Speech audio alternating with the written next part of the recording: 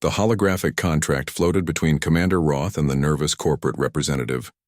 Roth had seen thousands of these contracts in his 200 campaigns across the galaxy. This one looked simple. Too simple, perhaps. The humans arrived 6 months ago, the representative said, wiping sweat from his pale forehead. They claim we're mining on their territory. We paid the proper fees to the Galactic Trade Authority. Everything is legal. Roth leaned back in his chair, his forearms folded across his chest. As a Vulcan warrior, he stood nearly 8 feet tall, with dark gray skin and eyes that could see in multiple light spectrums. His species had perfected military science over 4,000 years. They had never lost a war. How many humans? Roth asked. Our estimates suggest 200, maybe 300. They're scattered across the wilderness. No organized base that we can detect. Roth's second-in-command, Lieutenant Cass, shifted her weight beside him. She was Hrun, a species known for careful planning and analytical thinking. Her 6 eyes blinked in sequence, a sign that she was processing something that troubled her. What weapons do they possess? Cass asked. The representative brought up another hologram. Standard kinetic rifles, some explosives, basic communications equipment. Nothing sophisticated. They're a young species, barely left their homeworld 50 years ago. Roth studied the data. The humans had no air support, no heavy armor, no orbital assets. His company had 800 trained soldiers, combat vehicles, air superiority fighters, and enough firepower to level a small city. The contract offered an enormous sum for what should be a quick operation. You're paying mercenary rates for pest control, Roth observed. Why not use your own security forces? The representative hesitated. We tried. 3 times. Each time our forces reported strange encounters, equipment failures, psychological effects. We lost contact with one entire patrol. When we found them, they were alive but refused to explain what happened. They just quit and left the planet. Cowards, Roth said flatly. Perhaps, but effective cowards who are now safely away from Ashford. Cass spoke quietly for Roth's ears only. Commander, I recommend additional intelligence gathering before we deploy. Roth waved her concern away. The Vulcan do not fear disorganized raiders. We will accept the contract. The representative smiled with visible relief. Excellent. When can you begin? My fleet will arrive at Ashford in 4 days. The operation will be complete within a week. After the meeting ended and the representative left, Cass remained in the room with Roth. Commander, I must express my concern. The payment is unusually high. The corporate representative was afraid. Something about this contract feels wrong. Roth stood and walked to the window overlooking the orbital station's docking bays. His fleet of warships gleamed in the light of Baran 7's sun. You worry too much, old friend. We have fought against the Kren hives, against the collective swarms, against the mechanical concordate. We have never retreated, never failed. These humans are nothing but primitives playing soldier in the woods. The primitives made an entire security force quit. Then the security force was weak. We are not. 4 days later, Roth's fleet emerged from faster-than-light travel above Ashford. The planet was beautiful, with green forests, blue oceans, and mountain ranges that stretched across continents. The mining colony sat in a valley between 2 mountain ranges. Its facilities spread across several square miles. Roth expected to find chaos, damaged buildings, perhaps some human fortifications surrounding the colony. Instead, everything looked normal. Workers moved between buildings. Equipment operated smoothly. The colony's defensive systems were all online and functional. Scan for human activity, Roth ordered. His tactical officer worked the controls. No significant readings, Commander. Some small heat signatures in the wilderness, but nothing that suggests an organized force. What about the colony defenses? All systems are active and responding to our identification codes. We have full access. Something cold touched Roth's spine, an unfamiliar sensation. Display the defensive turret cameras. The view screen filled with images from dozens of automated weapon systems positioned around the colony. Each turret was operational, loaded, and ready to fire. But someone had painted words on every single one. Human words in a dozen different languages, translated by the ship's computer. War is not about who is right, but who is left. In war, truth is the first casualty. The supreme art of war is to subdue the enemy without fighting. All warfare is based on deception. Each turret displayed a different quote, a different thought about war and conflict. The words were painted carefully, artistically, as if someone had taken great time and effort to make them beautiful. They had access to every defensive system, Cass said slowly. They could have destroyed the entire colony. Instead, they left poetry. Roth stared at the screen. No enemy had ever confused him like this. The logical action would be to seize the defenses and use them against the mining corporation. The brutal action would be to destroy everything. The tactical action would be to disable the systems and retreat. The humans had done none of these things. They had transformed weapons into art galleries. Land the troops, Roth commanded. Full deployment. Standard search and destroy pattern. I want every human on this planet found and eliminated within 48 hours. Commander, one of his officers said hesitantly, there's one more thing. We received a message while you were reviewing the defenses. It's addressed to you personally. From someone calling themselves Colonel Rivers. Play it. A human appeared on the screen. Male, middle-aged by their species standards, with short gray hair and calm eyes. He wore a simple military uniform with no rank insignia visible. When he spoke, his voice was gentle, almost friendly. Commander Roth, welcome to Ashford. I know you've accepted a contract to remove us from this planet. I want you to understand something before you begin. We don't want this fight. We would prefer to negotiate, to find a peaceful solution. But if you insist on violence, we will respond. Not with the warfare you understand, but with something else, something your training never prepared you for. I hope you'll reconsider, but if not, I look forward to meeting you. This will be educational for both of us. The message ended. Roth's officers looked at him, waiting for orders. He could see uncertainty in their faces. The confident commander who had briefed them days ago was gone, replaced by someone who suddenly felt like he was missing critical information. Deploy all forces as planned, Roth said, and someone find out what that human meant by educational.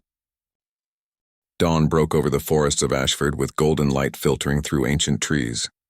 Roth watched from his command vehicle as 800 soldiers moved into formation. The Vulcan military doctrine was perfect, refined over millennia. Overwhelming force applied systematically. No room for error, no space for the enemy to maneuver. His forces advanced in a grid pattern, each unit maintaining precise distance from the others. Air support drones flew overhead, scanning with every sensor technology could provide. Artillery positions were established on high ground. Supply lines stretched back to secure landing zones. Everything followed the textbook. First contact in Sector 7. His communications officer reported after 3 hours of advancement. Squad leader reports movement approximately 50 meters ahead. Engage and capture, Roth ordered. The squad moved forward with weapons ready. Their helmet cameras transmitted everything back to Roth's command post. Trees, undergrowth, shadows. Nothing unusual. Then the transmission went dark. Squad 7 report. Silence. All units halt advancement. Air support scan Sector 7. The drones revealed nothing. No heat signatures, no movement, no bodies. Just empty forest where 12 trained soldiers had vanished in seconds. Cass, Roth said quietly. Send a recovery team. Full strength, maximum caution. The recovery team found the missing soldiers 30 minutes later. They were alive, unconscious, their weapons missing. Someone had arranged them in a circle around a small campfire that was still burning. Next to each soldier lay his own weapon, disassembled into components and organized neatly like pieces of a puzzle. Carved into a nearby tree was a message in Vulcan script. You brought 800. We counted. Did you count us? Wake them up, Roth ordered when the soldiers were brought back. I want to know what happened. The squad leader was a veteran named Tor, a Vulcan warrior with 40 campaigns behind him. When the medical team revived him, his hands were shaking. Report, Roth demanded. We saw movement, Commander. Standard pursuit protocol. We advanced in formation. Then something hit us from behind, from the sides, from above. I don't know how many. They moved like nothing I've ever seen. Fast, silent, coordinated. We fired, but they were always somewhere else. One of them appeared right in front of me, human, female. She looked me in the eyes and smiled. Then everything went dark. How many did you see? I don't know. Maybe 5. Maybe 20. They moved so fast it could have been the same one appearing in different places. It didn't make sense, Commander. Nothing about it made tactical sense. Roth dismissed him and turned to Cass. Analysis.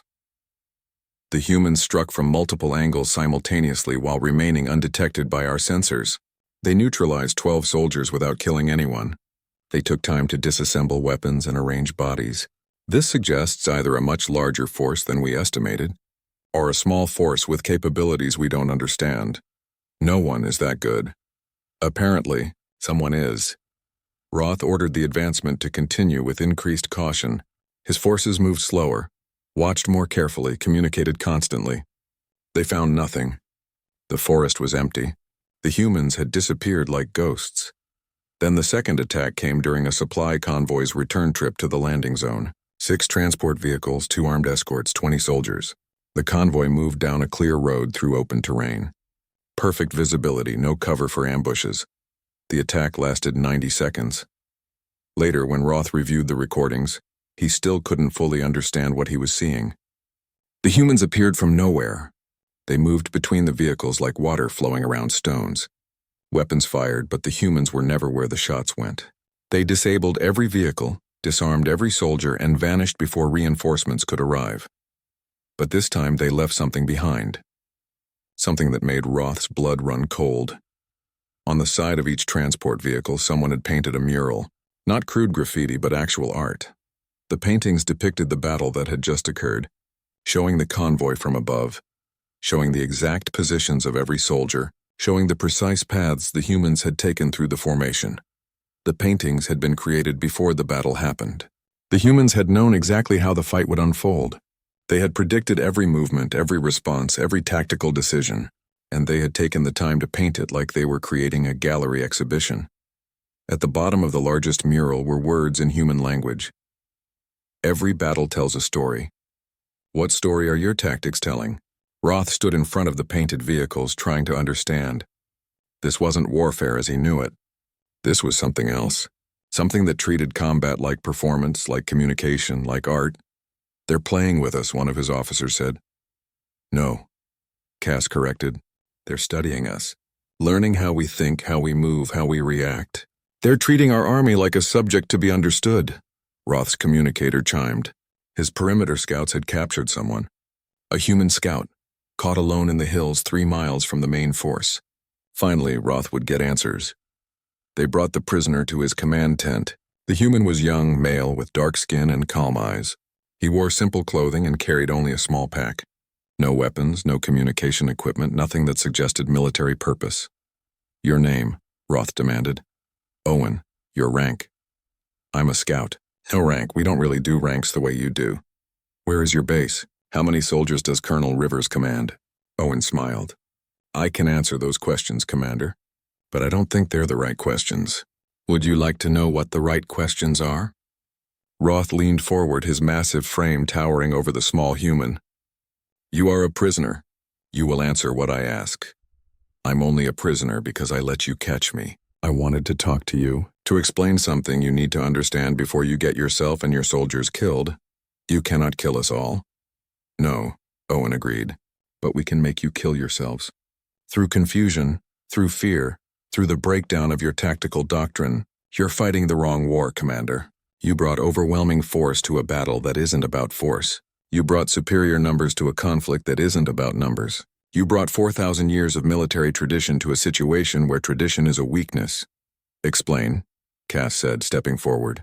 Unlike Roth, she was listening carefully. Owen settled into his chair, relaxed despite being surrounded by heavily armed soldiers. Every species in this galaxy discovered war and then refined it. Made it efficient, mathematical, predictable. You calculate strength versus strength, resource versus resource, position versus position. War became a science for you. But humans? We were born into war. We fought each other for tens of thousands of years before we even left our planet. We didn't have time to make it scientific. We had to make it psychological. We learned that war isn't just about defeating the enemy's body. It's about defeating their mind, their will, their certainty. We learned that every battle is communication. Every tactic is a message. Every victory or defeat tells a story that affects the next battle. You're describing deception, Roth said. We understand deception. No, Commander. You understand lying about your position or your strength. We understand that reality itself is perceptual on a battlefield. We understand that what a soldier believes is happening is more important than what is actually happening. We've spent millennia learning how to manipulate perception, expectation, fear, and hope. You brought your soldiers to Ashford ready for a war of strength. We're fighting a war of meaning, and you're losing because you don't even recognize what kind of fight you're in. Silence filled the tent. Outside, Roth could hear his army preparing defensive positions, following procedures that had worked for thousands of years. Procedures that suddenly felt inadequate. What do you want? Roth asked finally. For you to leave, for you to understand that you're not equipped for this fight. But if you won't leave, then Colonel Rivers wants to show you something. A demonstration. Tomorrow at dawn, the scarred plains 10 miles north of here. Bring however many soldiers you want. We'll bring 200. Fair fight, open ground, no tricks. You'll see what human warfare really looks like. After that, you can decide whether you want to continue this contract. And if I refuse? Owen stood up. Then we'll continue what we've been doing. Slowly, carefully. We'll dismantle your army's confidence. We'll make your soldiers afraid to advance, afraid to rest, afraid to trust their training. We'll turn your strength into paranoia, your discipline into rigidity, your experience into a liability. We won't destroy you with force, Commander. We'll make you destroy yourselves. Roth gestured, and the guards took Owen away. After the human was gone, Roth looked at Cass. What do you think? I think, Cass said slowly, that we should accept his invitation. Because right now we're fighting blind, and that is the most dangerous position any army can be in. The scarred plains earned their name from an ancient meteor strike that had left the land flat and open for miles. Roth arrived before dawn with 500 of his best soldiers, leaving 300 to guard his base and landing zones. He positioned his forces in a textbook defensive formation with clear firing lines, artillery support on elevated positions, and air reconnaissance overhead. Across the plain, 200 humans waited in the growing light. They stood in loose groups rather than military formations. Some sat on the ground. Others checked their equipment with casual efficiency. They looked more like hikers preparing for a journey than soldiers preparing for battle. Colonel Rivers walked alone across the empty ground between the two armies. He carried no weapon, no flag of truce, no communications device. Just a man taking a morning walk through a field that would soon become a battlefield. Roth met him halfway with Cass at his side. Thank you for accepting my invitation, Rivers said. His voice was calm, the tone of someone discussing weather rather than imminent violence. I came to end this quickly, Roth replied. You have 200 soldiers against my 500. Surrender now and I will transport you off-world alive. Rivers smiled. Commander, you still don't understand what you're seeing. This isn't a battle to determine who's stronger. You already know you have more soldiers, more firepower, better equipment. This is a demonstration, a teaching moment. I'm going to show you how humans fight and why your training can't prepare you for it. Your confidence is misplaced. Is it? Tell me, Commander, how do you think this battle will unfold? Roth gestured at the plain. Your forces are exposed on open ground. You have no cover, no fortifications, no support. My artillery will devastate your positions before you can close distance. If somehow you survive that, my soldiers will establish firing positions that will cut down any advance. You cannot win this engagement by any tactical analysis. You're absolutely right, Rivers agreed. By tactical analysis, we should lose. But war isn't just tactics, Commander. It's theater. And the performance is about to begin. Rivers walked back to his lines. Roth returned to his command position. As the sun rose fully above the horizon, both commanders gave the order to begin. Roth's artillery fired first exactly as doctrine demanded. Explosives arced across the sky toward the human positions. Roth watched through his scopes, expecting to see the devastating effect of modern ordnance on exposed infantry. The humans scattered, but not in panic. They moved in patterns, flowing like water around the impact zones. Roth realized with shock that they seemed to know where each shell would land before it arrived.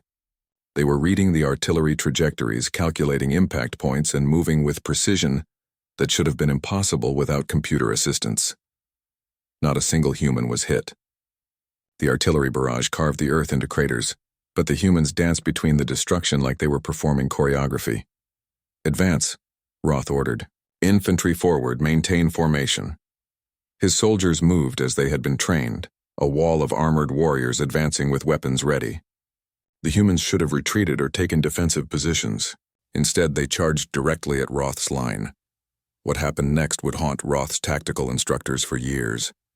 The human attack came in distinct phases, each one flowing into the next like movements in music. The first group hit Roth's right flank with explosive force, breaking through the line in 3 places. Before Roth could redirect forces to contain the breach, the second group struck his left flank with precision strikes that disabled key weapon systems. The third group, the largest, feinted toward his center, drawing reserves forward, then abruptly withdrew. Roth's forces were now split, confused, responding to multiple threats without a clear priority. His soldiers were fighting exactly as they had been trained, but the humans were exploiting the predictability of that training. Then the fourth movement began. Small human teams appeared in positions that shouldn't have been possible to reach. They'd somehow circled behind Roth's lines during the chaos of the initial engagement. They didn't attack the soldiers directly. Instead, they disabled vehicles, destroyed communication equipment, and created pockets of isolated units who couldn't coordinate with the main force. Roth watched his perfect formation dissolve into fragments. Each fragment was still disciplined, still dangerous, but they were no longer an army. They were individual groups fighting individual battles without understanding the larger picture. The fifth movement was the most disturbing. The humans stopped attacking. They pulled back to positions where Roth's soldiers could see them, but couldn't effectively engage them. Then they started making noise, shouting, singing, banging equipment against rocks. The sounds were chaotic at first, but then Roth recognized a pattern. The humans were creating rhythms, coordinating their noise across the entire battlefield. His soldiers didn't know how to respond. They were trained to fight enemies, not to deal with enemies who treated combat like a concert. The psychological effect was immediate. Roth's disciplined troops began showing signs of confusion, frustration, anger, emotions that had no place on a professional battlefield. The sixth and final movement came like thunder. The humans attacked again, but this time every action seemed to flow from the last. They moved between Roth's soldiers like they were following a script that only they could see. They struck where his forces were weakest, withdrew before reinforcements could arrive, and created a cascading effect where each tactical response led into another vulnerability. Roth tried everything he had learned in 200 campaigns. He ordered defensive positions, counterattacks, artillery support, tactical withdrawals. Nothing worked. The humans adapted to each change faster than he could implement it. They were reading his responses, predicting his doctrine, and using his own training against him. After 2 hours, Roth had lost a quarter of his force. Not dead, but disabled, disarmed, or too psychologically shattered to continue fighting. The humans had fewer than 20 casualties, most of them minor injuries. Then the humans stopped. They withdrew to their original positions and waited, weapons lowered. Rivers walked across the battlefield again. This time Roth went to meet him alone. "What just happened?" Roth asked. His voice sounded hollow even to his own ears. "You just experienced human warfare," Rivers replied. "Every movement we made told a story. The first movement introduced chaos to break your formation. The second created uncertainty about where the real threat was. The third drew your reserves out of position. The fourth isolated your units. The fifth attacked your soldiers' mental state. The sixth brought everything together into a coordinated assault that exploited every weakness we'd created. You violated every tactical principle." "No, Commander. We violated every tactical principle that you know. Human warfare has its own principles.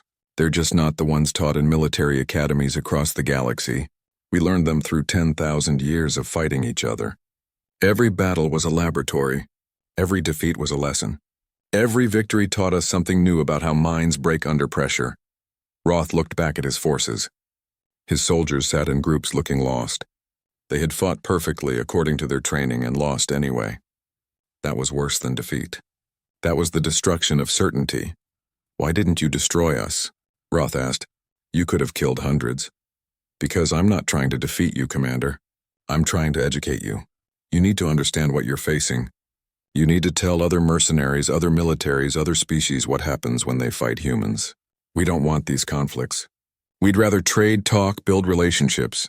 But if someone forces violence on us, we'll respond with something they've never seen before, something they can't prepare for. The corporation hired me to remove you from Ashford. The corporation lied to you about why we're here and what we're capable of. They knew about us, Commander. They sent you here to fail. They wanted a demonstration of human capabilities to warn off future conflicts. You and your soldiers are the message they're sending to the galaxy. Don't fight humans. Roth felt anger rising in his chest. You're saying I was set up. I'm saying you accepted a contract based on false intelligence. You're not the villain in this story, Commander. You're the tragic hero who learned too late that the rules had changed. The question now is what you do with that knowledge. Do you continue this fight and become a cautionary tale? Or do you acknowledge that you're facing something outside your experience and make the smart choice? Roth looked at his army, then at the human forces, then back at Rivers. What is the smart choice? Leave Ashford. Report to your guild that the intelligence was false and the contract is impossible to fulfill. Use your reputation to warn others. Become the voice that says, I fought humans and learned that our way of war is obsolete. That's the smart choice. The honorable choice. The choice that saves lives. And if I refuse? Rivers sighed. Then tomorrow we'll do this again. And the day after that. And the day after that. Each time we'll show you something new. Each time your soldiers will lose a little more confidence. Eventually your army will collapse not from casualties but from the psychological weight of fighting an enemy they can't understand. Is your pride worth that? Roth stood silent for a long moment. Every instinct screamed at him to reject this, to find some way to win, to salvage his perfect record. But Cass had been right. This was a war they couldn't win because they didn't even understand what kind of war it was. I need to think, Roth said finally. Take your time, Rivers replied. But think carefully, because the next lesson will be harder than this one. Roth spent the night reviewing every piece of recorded footage from the demonstration. He watched the human movements frame by frame, trying to find the pattern, the system, the underlying logic that would make sense of what he had witnessed. There had to be a way to counter their tactics. Every form of warfare had a counter. That was universal law, except it wasn't. That was the terrifying truth beginning to emerge from his analysis. The humans didn't follow a system. They followed principles so fluid, so adaptable that predicting them was like trying to predict art. Cass entered his command tent near dawn, carrying 2 cups of a hot beverage from her homeworld. She set one in front of Roth and sat down across from him. You haven't slept, she observed. Sleep is for soldiers who understand their enemy. And you don't understand them. I understand that they're more dangerous than anything I've encountered in 200 campaigns. I understand that my training is inadequate. I understand that we're losing. Roth's hands clenched into fists. What I don't understand is why. Then perhaps we should ask them. Roth looked up sharply. What? Colonel Rivers offered to educate us. Maybe we should accept that offer completely. Ask him to explain not just what they do, but why they do it. Understanding their philosophy might give us the insight we need to make a proper decision. You want me to learn from the enemy. I want you to gather intelligence through the most direct means available. Rivers has been forthcoming so far. He gains nothing from our ignorance and potentially gains much from our understanding. Roth considered this. His pride rebelled against the idea, but his tactical mind recognized the value. Contact Rivers. Request a meeting. Neutral ground. Just him, me, you, and one of his people. The meeting was arranged for midday at an abandoned mining facility between the 2 territorial claims. The building was empty, filled with dust and broken equipment, but it offered shelter from the wind and a table where 4 individuals could sit. Rivers arrived with Owen, the scout they had captured days earlier. The human colonel looked tired but calm, while Owen carried the same relaxed confidence he'd shown as a prisoner. Thank you for agreeing to meet, Roth said formally. Thank you for asking, Rivers replied. What do you want to know? Everything. Why do you fight the way you do? How did you develop these tactics? What makes you think you can defeat military doctrines that have evolved over thousands of years? Rivers leaned back in his chair. Those are good questions. The answer requires some history. Owen, you're better at explaining this part. Owen nodded and began speaking. Most species in the galaxy developed technology before they developed war. They created tools, built cities, established civilizations, and then eventually encountered other groups and had conflicts. War came late in their evolution. By the time they needed to fight, they had scientific methods, logical thinking, and the ability to study warfare academically. They made war a science. And humans? Cass asked. We developed war first. Humans were killing each other with sophisticated tactics before we invented writing.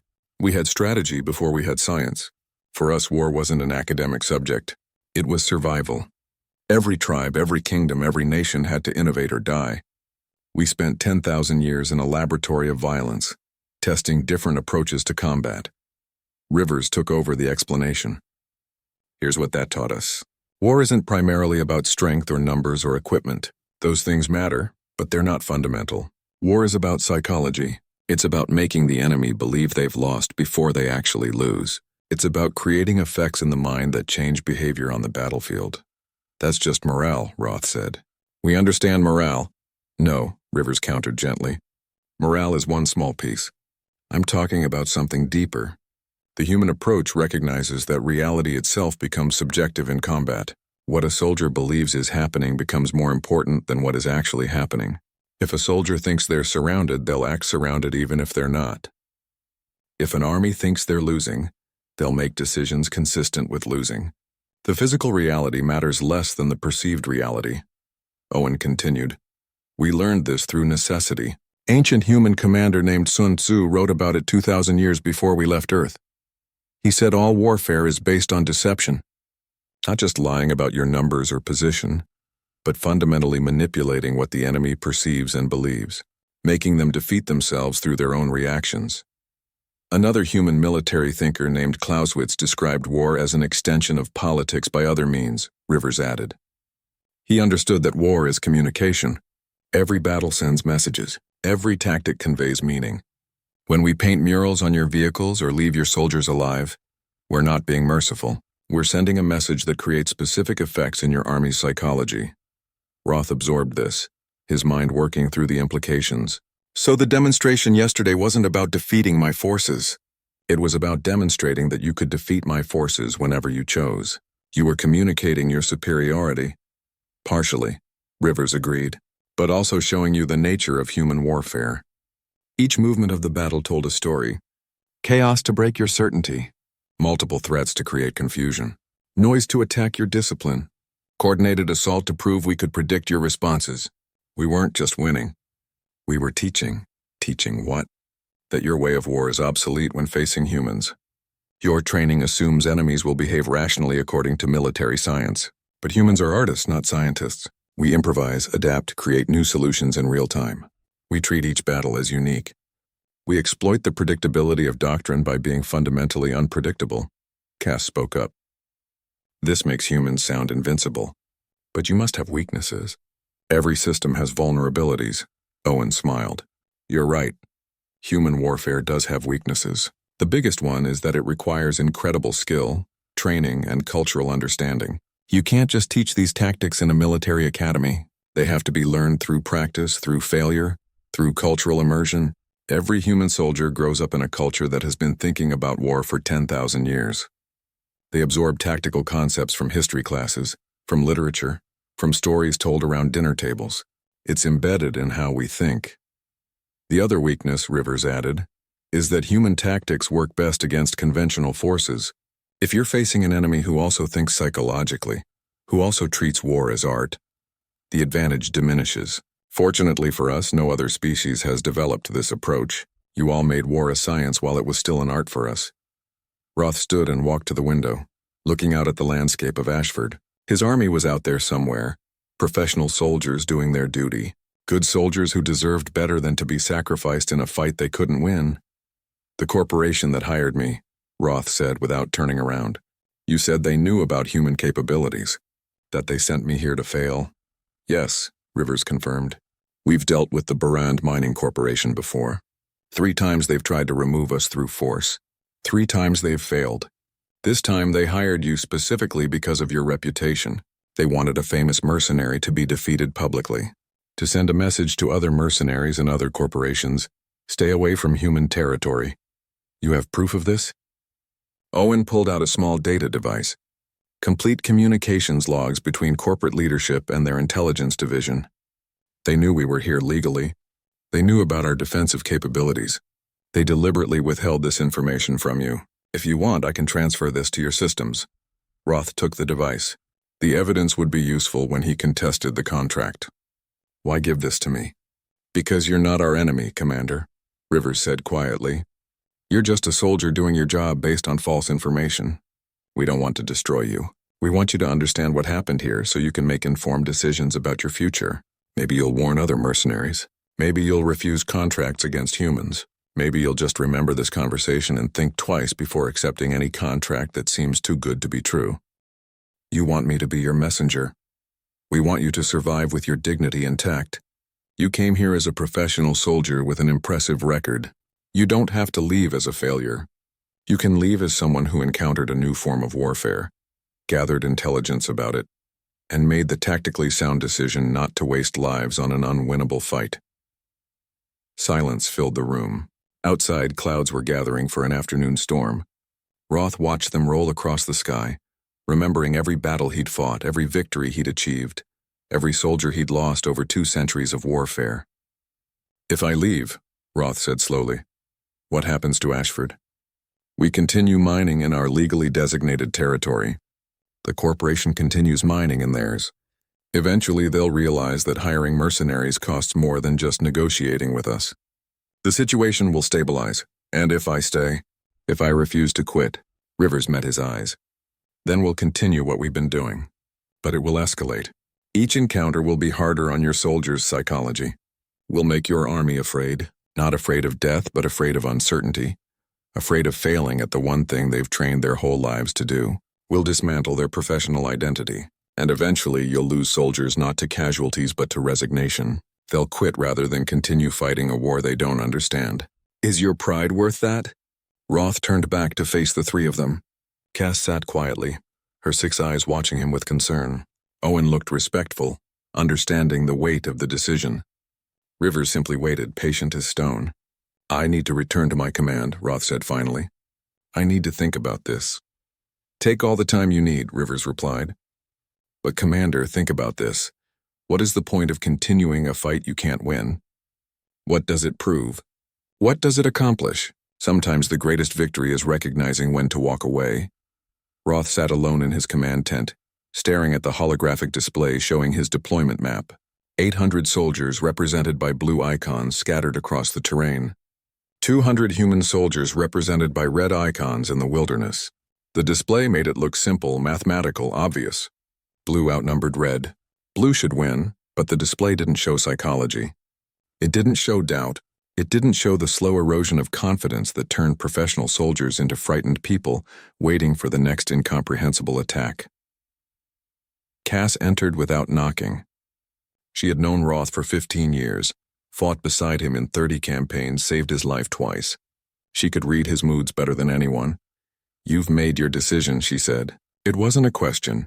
I've made several decisions. I can't seem to choose between them. She sat down across from him, then talked through them.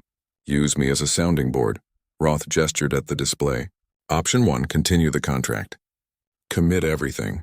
Bring in reinforcements if necessary. Fight until we either win or are completely defeated. This option preserves my pride but likely destroys my army's morale permanently. Option 2, withdraw immediately. Declare the contract invalid due to false intelligence. File a complaint with the Mercenary Guild. Go home. This option preserves my soldiers but damages my reputation. No mercenary company has ever hired Roth the Retreater. You're being dramatic. One strategic withdrawal doesn't define a career. It does when it's the first one after 200 victories. The perfect record becomes the flawed record. Other commanders will whisper about it.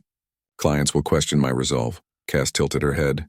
A rune gesture of consideration. You're focusing on the wrong metrics. Your reputation was built on success, on achieving objectives, on understanding battlefields. What happens to that reputation if you continue this fight and lose? If the humans systematically dismantle your forces, if your soldiers start deserting because they've lost faith in your leadership? We don't know that would happen, don't we? Roth, I've watched our troops over the past few days. They're not just tired. They're confused.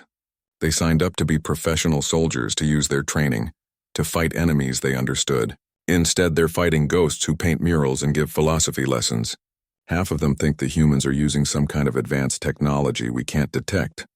The other half think they're dealing with psychological warfare they weren't trained to counter. Both groups are right, and that's terrifying to them.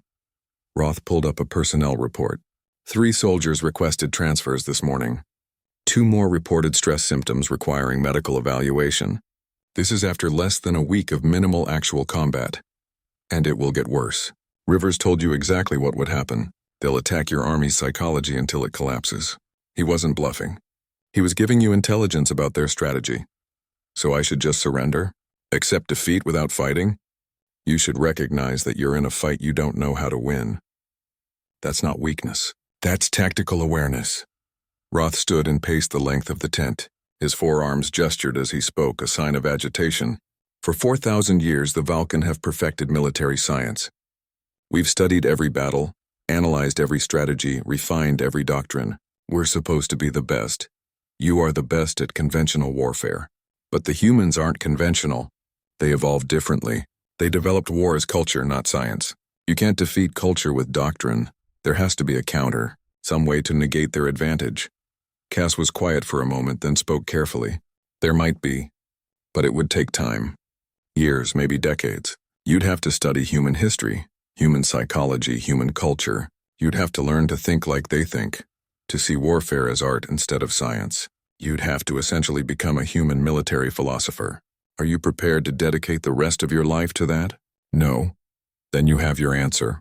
Roth stopped pacing and looked at his old friend. Do you think I'm making a mistake? Being honest now. Not as my lieutenant, but as someone who knows me. Cass stood and walked to the display. She studied the icons, the terrain, the tactical situation that looked so simple but was anything but. I think you're facing something unprecedented. A new form of warfare that invalidates everything we know. In that situation, there's no shame in withdrawing. In fact, withdrawal might be the most important thing you ever do. How so? Because someone needs to tell the galaxy about this. Someone needs to explain that humans fight differently, think differently, approach conflict from a completely alien perspective. If you withdraw now, document what happened, present your findings to the Mercenary Guild and military academies, you'll save countless lives. Other commanders won't walk into this blind like you did. That's valuable. That's important. Roth considered this. The idea of turning his defeat into a warning, his failure into intelligence that could protect others. It was a different kind of victory, perhaps. Not the kind he had imagined, but meaningful nonetheless. There's another consideration, Cass added quietly. The corporate contract. The false intelligence. If what Rivers told us is true, we were deliberately sent here to fail. That's a violation of mercenary code.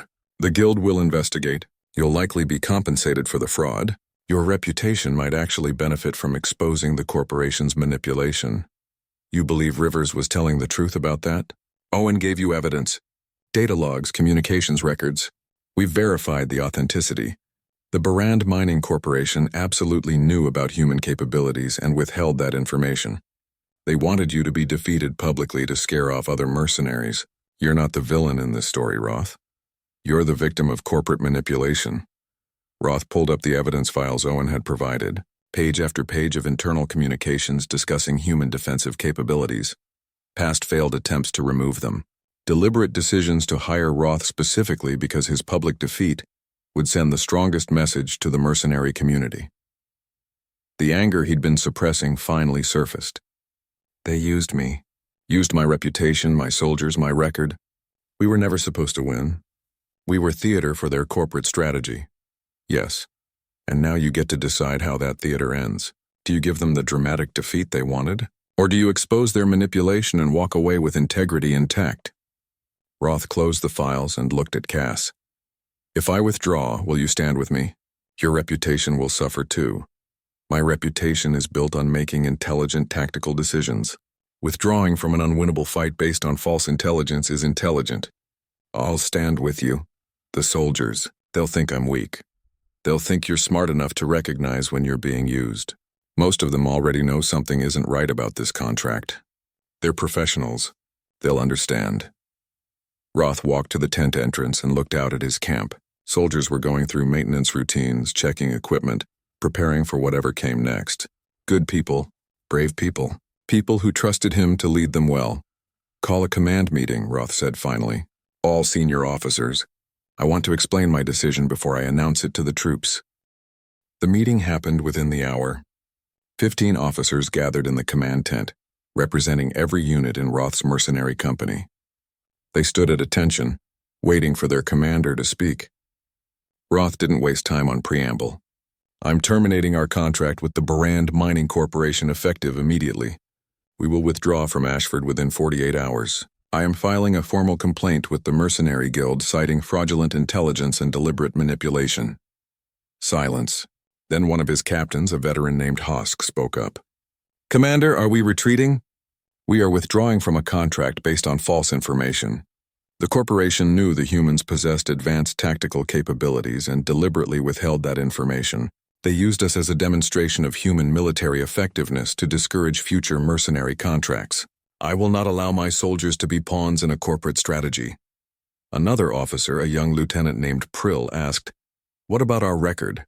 What about the reputation of this company? Our record will show that we recognized a fraudulent contract and acted with integrity. The Mercenary Guild will investigate. The evidence is overwhelming. Our reputation will survive this. What won't survive is continuing a fight that we were never meant to win. Hosk spoke again, his voice careful. Commander, with respect, some might say we're quitting because the humans are better fighters. The humans are different fighters, Roth corrected. They approach warfare from a perspective our training never addressed. They've spent 10,000 years refining tactics based on psychology rather than technology. Fighting them isn't a test of strength. It's a test of adaptability, and I'm not willing to sacrifice my soldiers' mental health learning that lesson the hard way. Cass stepped forward. I've reviewed all combat footage and intelligence. The humans are operating on principles outside conventional military doctrine. Continuing this engagement would require fundamentally retraining our entire force in a new philosophy of warfare. That's not practical on this timeline. The officers looked at each other. Roth could see doubt, uncertainty, but also relief on some faces. They'd all felt the strangeness of this campaign, the way normal tactics produced abnormal results. I want each of you to speak to your units, Roth continued. Explain the situation honestly. Tell them we were manipulated, that withdrawal is the correct tactical decision, that this changes nothing about their professionalism or skill. We are not defeated. We are refusing to participate in a fraudulent contract. One by one, the officers gave their acknowledgement. Some seemed troubled, others relieved, all of them understanding the weight of the decision. After they left, Roth sat down heavily. Cass remained. Tomorrow we inform the humans, Roth said. I'll contact Rivers personally. Will you tell him why? I'll tell him everything. He deserves to know that his strategy worked, that the humans won not through force but through making us understand the futility of force. That's generous of you. That's honest of me. Roth looked at his old friend. Do you think I'm doing the right thing? I think you're doing the intelligent thing. Whether it's right, history will decide. But at least you'll be alive to read the history books. Roth managed a tired smile. There is that. 6 months after leaving Ashford, Roth stood in a lecture hall on the military academy world of Dendros Prime. 200 military officers from a dozen different species sat in the audience, watching him with expressions ranging from curiosity to skepticism. The Mercenary Guild had asked him to speak about his experience with human warfare. He had agreed, though the request felt like reopening a wound that hadn't quite healed. Most of you know my record, Roth began. 200 campaigns, 200 victories, perfect strategic execution over a century and a half of military service. Then I went to Ashford and met humans.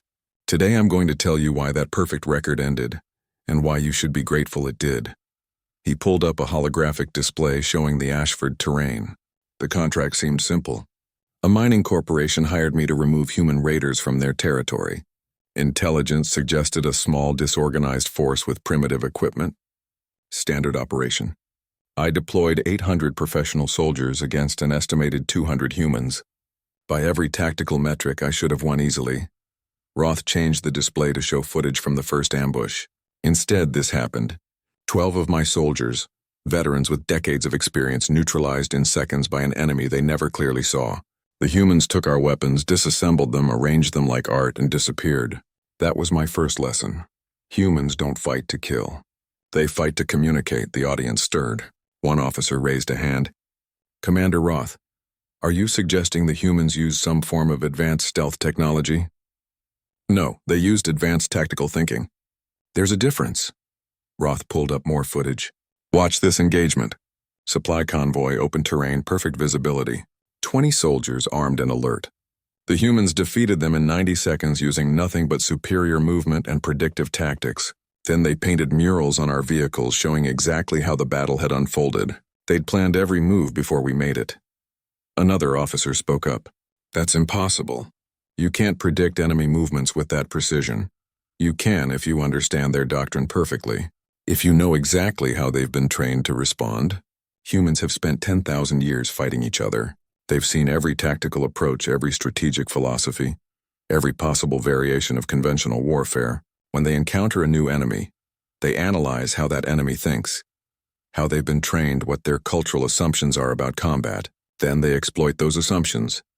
Roth changed the display again, showing the demonstration battle on the scarred plains. This was the moment I understood what I was facing. Colonel Rivers offered to show me human warfare in a fair, open engagement. 500 of my troops against 200 of his.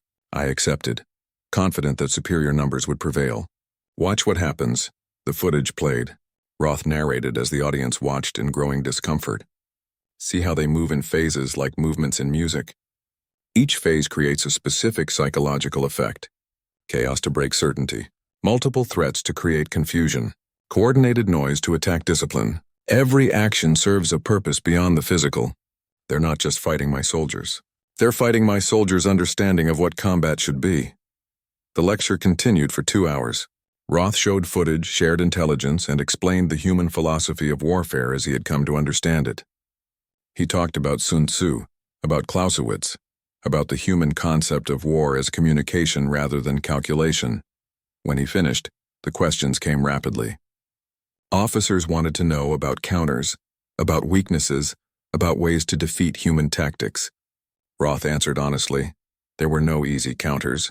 The weaknesses required decades of cultural study to exploit, and defeating humans required becoming like them, learning to think psychologically rather than scientifically about warfare. After the lecture, as the audience filed out, Cass approached him. She had been sitting in the back observing. You're getting better at this, she said. Teaching is easier than fighting. The students are more predictable. Have you heard the latest reports? Roth nodded grimly. 3 more conflicts involving humans had concluded in the past 6 months. The first ended when a territorial dispute was resolved through negotiation, after humans demonstrated their defensive capabilities without firing a shot. The second ended when an aggressive species attempted an invasion and was psychologically broken within a week. The third ended when a pirate group tried to raid a human colony and was so thoroughly confused by the human response that they surrendered just to make it stop. The galaxy is learning, Cass observed. Your withdrawal from Ashford started a conversation about human military capabilities. Other commanders are taking warnings seriously now. Not all of them. Roth pulled up a report on his datapad. The Kren Assembly is preparing a military action against human settlements in the Outer Reach. They think they can succeed where I failed. The Kren are aggressive by nature. They won't listen to warnings. Then they'll learn the hard way. Roth closed the report. Have you heard from Owen? Actually, yes. He sent a message last week. He started teaching classes on military history to non-human students. Apparently, there's significant interest in understanding human tactical philosophy now. And Rivers, still commanding on Ashford. The mining corporation finally agreed to negotiate. They're establishing formal boundaries and trade agreements. Turns out talking is cheaper than hiring mercenaries to fail repeatedly. Roth managed a slight smile. So in the end, Rivers got what he wanted. Recognition that humans approach conflict differently and should be dealt with accordingly. Is that what he wanted? Or was it what you gave him by withdrawing and spreading the word? Both, I think. He knew I'd leave eventually. He just accelerated the process by showing me exactly what I was facing. In a way, he turned me into his messenger without me realizing it. They walked together through the academy halls. Students hurried past, young officers in training preparing for military careers. Some of them recognized Roth and nodded respectfully. His reputation hadn't been destroyed by the withdrawal. If anything, it had evolved into something different. He was no longer just the commander with a perfect record. He was the commander who had encountered something new and lived to explain it. "Do you regret it?" Cass asked. "The decision to leave?" Roth considered the question carefully. "I regret that I had to make it. I regret that my perfect record ended. But do I regret choosing my soldiers' well-being over my pride? No, that was the right choice. Even knowing that some people call you Roth the Retreater, even knowing that, let them call me whatever they want. I'm alive, my soldiers are whole, and I've contributed something valuable to military understanding across the galaxy. That's worth more than a title." They reached the landing pad where their transport waited. Before boarding, Roth received a message on his communicator. He opened it and smiled. "What is it?" Cass asked. "An invitation from the Mercenary Guild. They want me to serve on a committee developing new tactical guidelines for engagements with humans. They're creating an entire new section in the tactical manual. Will you accept?" "Yes. Someone needs to make sure the guidelines are accurate. Someone who's actually fought humans and learned from the experience." The transport lifted off, carrying them back toward the orbital station where Roth's company was based. Below, the military academy grew smaller, a place where young officers learned the traditional ways of warfare. Roth wondered how many of them would eventually encounter humans. How many would remember his lectures? How many would make the same mistakes he had made? 3 weeks later, Roth received another message. This one was from Colonel Rivers. "Commander Roth, I heard about your lectures at the military academies. Thank you for being honest about what happened on Ashford. You're doing important work, helping the galaxy understand that warfare isn't universal, that different species approach it differently. I hope we never have to fight again. But if we do meet on a battlefield someday, I'll remember that you chose wisdom over pride. That's rare in a military commander." Rivers out, Roth saved the message. Then he opened his files on human tactical philosophy and continued his studies. If he was going to teach others about human warfare, he needed to understand it as deeply as possible. He read translated versions of human military texts, studied historical battles from Earth's long history of conflict, and tried to grasp the fundamental differences between human and non-human approaches to combat. The more he learned, the more he understood why he had lost on Ashford. It wasn't about tactics or strategy in the conventional sense. It was about mindset. Humans saw warfare as a conversation where every action carried meaning. They understood that battles were won in the mind before they were won on the field. They had internalized lessons that took other species thousands of years to learn, because they had been forced to learn them or die. One afternoon, while reviewing footage of ancient human battles, Roth realized something profound. The humans weren't actually better warriors than other species. They were better at understanding what warfare was. Other species, including the Vulcan, had treated war as a problem to be solved through superior technology and training. Humans had treated it as an art form to be mastered through creativity and psychological insight. That was why conventional military doctrine failed against them. Doctrine assumed everyone was playing the same game by the same rules. Humans had rewritten the rules so thoroughly that they were playing a different game entirely.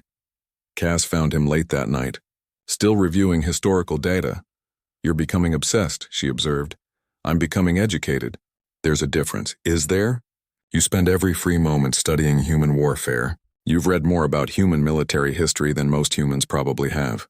At what point does education become obsession?" Roth closed the files and turned to face her. "When I stood on Ashford watching my perfect tactics fail against an enemy I didn't understand, I felt something I'd never felt before in 200 campaigns. Helplessness. Not because I lacked strength or courage or resources, but because I lacked understanding. I never want to feel that way again. So yes, I'm studying obsessively, because next time I encounter something unprecedented, I want to be ready. You think there will be a next time? I think the galaxy is larger and stranger than we imagine. Humans aren't the only species with unique approaches to warfare. They're just the first one I've encountered. There will be others. Species we haven't met yet, cultures we don't understand yet, ways of thinking that will challenge everything we believe about military science.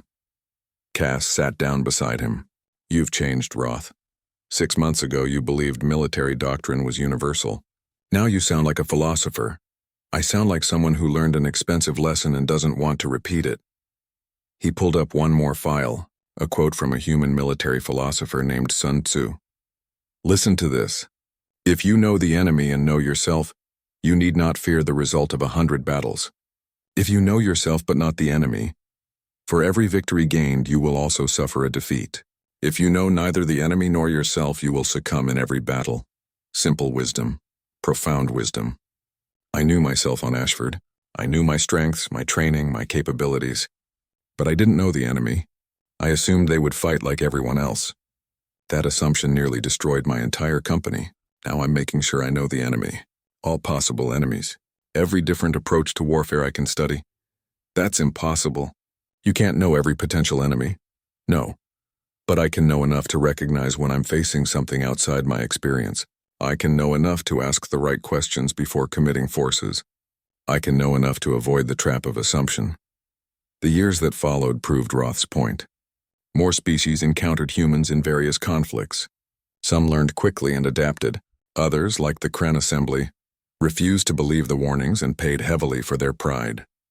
Each conflict added to the growing body of knowledge about human military capabilities. Roth became something of an expert, consulted by military forces across the galaxy. His lectures were recorded and distributed. His reports on human tactical philosophy became required reading in officer training programs. The commander with the perfect record had become the commander who taught others how to avoid his mistakes.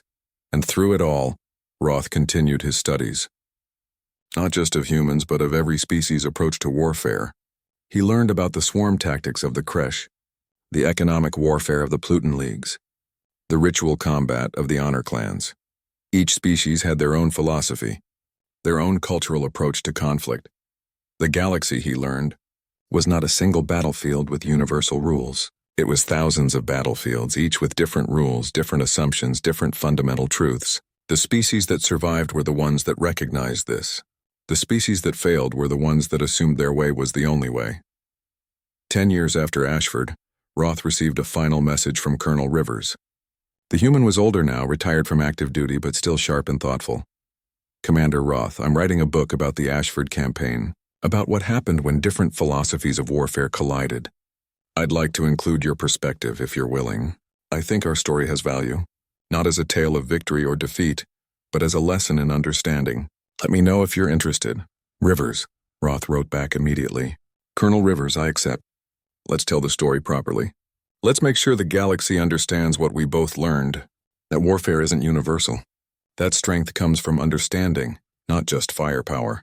That sometimes the greatest victory is recognizing when you're in a fight you don't understand.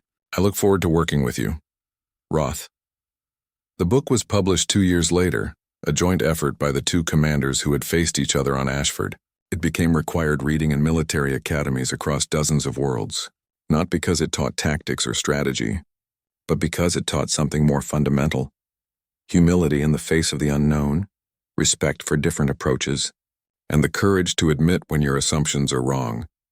And somewhere in a library on a human world, a young officer read the book and thought about the nature of warfare, about how humans had transformed violence into art, and how that art had changed the galaxy forever, not through conquest but through demonstration, not through destruction but through education. The humans hadn't defeated Roth's army with superior weapons or numbers. They'd defeated it with a simple lesson. War is whatever you make it. And humans had made it into something no one else had expected. That was their true weapon. Not stealth or deception or psychological tactics, but the fundamental understanding that reality itself was negotiable on the battlefield.